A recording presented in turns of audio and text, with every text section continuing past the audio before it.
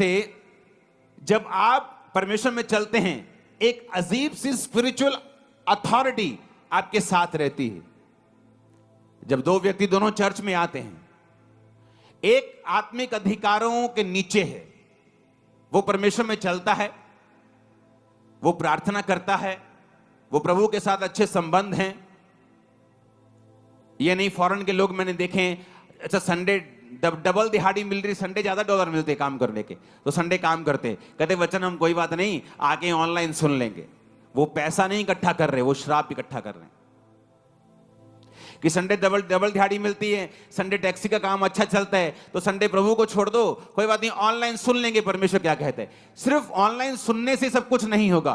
कई बार आप जब परमेश्वर की हुजूरी में आते हैं, आपको प्रैक्टिकली परमेश्वर वो ग्रेस देता है, अनुग्रह देता है, जिससे आप अपने जीवन की मुश्किलों से और अपने जीवन के प्रॉब्लम से और उन फाइट से बाहर आ सकें जो आपको घेरे हुए हैं। और वो ऑनलाइन रह के नहीं आते। ऑनलाइन है, कभी साल में एक मीटिंग मुझे कहीं बहुत इमरजेंसी जाना पड़ रहा है तो मैं ऑनलाइन देख रहा हूं। उन लोगों के लिए ऑनलाइन है, फौजियों के लिए ऑनलाइन है, जिनको मालूम है कि हम अपना चौकी छोड़ के कहीं जा नहीं सकते, उन लोगों के लिए है। बाइबल कहती है जब आप अधिकारों से भरे होते हैं, फर्क कहां लगता है? एक व्यक्ति जो अधिकारों से भरा हुआ है और सही तरह से प्रभु में चलता है, दूसरा भी चर्च आता है, कभी कभी प्रेयर कर लेता है, कभी कभी पाप कर लेता है, कभी कभी शराब पी लेता है, कभी कभी कुछ कर लेता है। दोनों चर्च आ रहे हैं, दोनों में कोई फर्क नहीं। वो भी हालेलुया बोलता है, वो भी आमीन बोलता है, वो भी घोषणा करता है, वो भी विश्वास करता है यीशु प्रभु है। लेकिन फर्क तब होता है जब दोनों की जिंदगियों में उनको मुसीबतों का सामना करना पड़ता है। जब दोनों की लाइफ में कोई बीमारी आती है या कोई ट्रबल आता है या कोई मुश्किल आती, जो अधिकारों से भरा हुआ होता है, और जब वो अपने अधिकारों से मालूम होता है कि नहीं मैं इस चीज के लिए नहीं बना हूं, और वो अधिकारों से उन चीजों को डांटना शुरू करता है और वो चीजें गायब होती हैं। जब दूसरा सेम अधिकारों के साथ, सेम वर्ड्स के साथ प्रार्थना करना शुरू करता है, उसे अंदर से मालूम होता है कि मेरी प्रेयर का असर जो है वो नहीं है, मेरी प्रेयर में पावर जो है वो नहीं है, और वो प्रेयर शैतान के ऊपर इफेक्ट नहीं कर रही, और वो प्रॉब्लम के ऊपर, वो बीमारी के ऊपर जाके उसको खत्म नहीं कर रही। वो सिर्फ वर्ड्स हैं जो मैं बोल रहा हूं। कितनों को मेरी बात समझ आ रही है? जीसस क्राइस्ट, बाइबल कहती है कि एक जगह यीशु मसीह ने वचन सुनाया और यीशु मसीह ने चेलों को कहा कि अब तुम ऐसा करो, तुम चले जाओ, और चेलों को भेज दिया जबरदस्ती लिखा है बाइबल, लोगों को भेज दिया, चेलों को भेज दिया। यीशु मसीह अकेले पहाड़ पे प्रार्थना करने के लिए चले गए।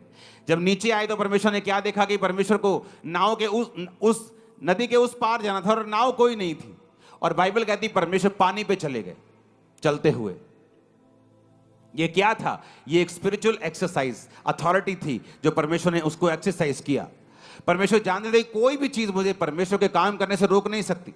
अगर नाव नहीं है तो मैं नाव का इंतजार नहीं करूंगा, अगर मुझे जाना है प्रीच करने के लिए तो मैं पैदल चल के जाऊंगा। ये क्या था? ये अधिकार था। कैसे आया? परमेश्वर यहोवा के साथ लगातार उसको प्रेम करके, उसके साथ चल के। ये एक दिन का जादू टोना या टोटका नहीं था कि परमेश्वर ने वचन बोले होंगे कि परमेश्वर में मैं सब कुछ कर सकता हूं और वो पानी में चलना शुरू कर दिया होगा। ऐसा नहीं है। कितने इन बातों को समझ रहे हैं? वो अधिकार कैसे आपकी लाइफ के अंदर आते हैं? वो अधिकार तब आते हैं जब आप परमेश्वर के साथ चल लेते हैं। अब मैं वही बात कर रहा हूं। जब दाऊद ने इसको देखा, पहला शमूएल 17 उसकी 22 से 27 में लिखा है कि दाऊद वहां पहुंचा। कैसे पहुंचा? सबसे छोटा था, यिशै का बेटा। यिशै के 3 बड़े बेटे दाऊद उसकी शाऊल की सेना में थे, तो शाऊल की सेना में काम कर रहे थे। तो दाऊद के बाप ने कहा बेटा कुछ सामान ले जा खाने पीने के लिए। तो वो अपनी भेड़ बकरियों को छोड़कर सामग्री लेके, बाइबल कहती है उनको मिलने के लिए चला। और जब वहां पहुंचा तो वहां पे जो गोलियत था वो ललकार रहा था फिर से, और अपने देवताओं का नाम ले लेकर श्रापित कर रहा था। अरे तुम ईसाइयों हो, तुम किसी काम के नहीं हो, और डरपोको, गालियां निकाल रहा था उनको। और जब दाऊद ने देखा तो बाइबल कहती दाऊद अपनी सामग्री सामान के रखवाले के हाथ में छोड़कर रणभूमि को दौड़ा और अपने भाइयों के पास जाकर उसका कुशल क्षेम पूछा। वह उनसे बातें कर ही रहा था, फिलिस्तियों की पांतियों में से वो वीर यानी गोलियत फिर से चढ़ आया और पहले के समान बातें करने लगा। और दाऊद ने उन्हें सुना।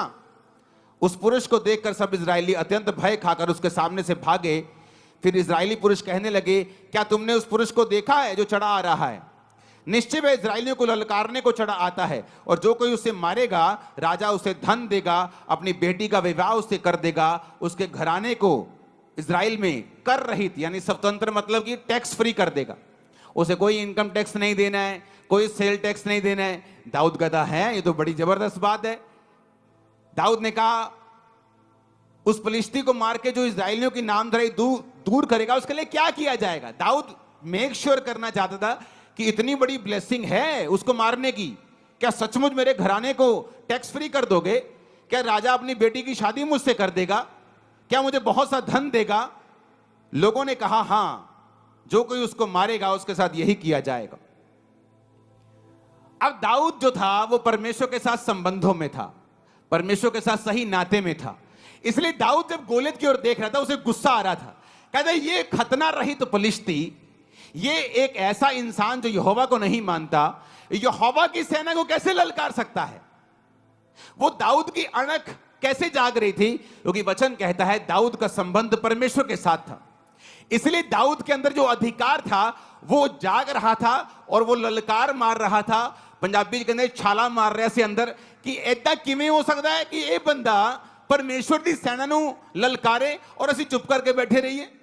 और शाऊल जो राजा था दाऊद से कहीं अधिक लंबा चौड़ा था, और वचन ये कहता है कि पूरे इजराइल में शाऊल के कोई भी कद के जितना नहीं था, सारे उसके कंधे तक, वो भी बड़ा लंबा चौड़ा था। लेकिन अब अधिकार काम नहीं आ रहे थे। क्यों? क्योंकि अंदर से वो करप्ट हो चुका था और परमेश्वर के साथ रिश्तों को खो चुका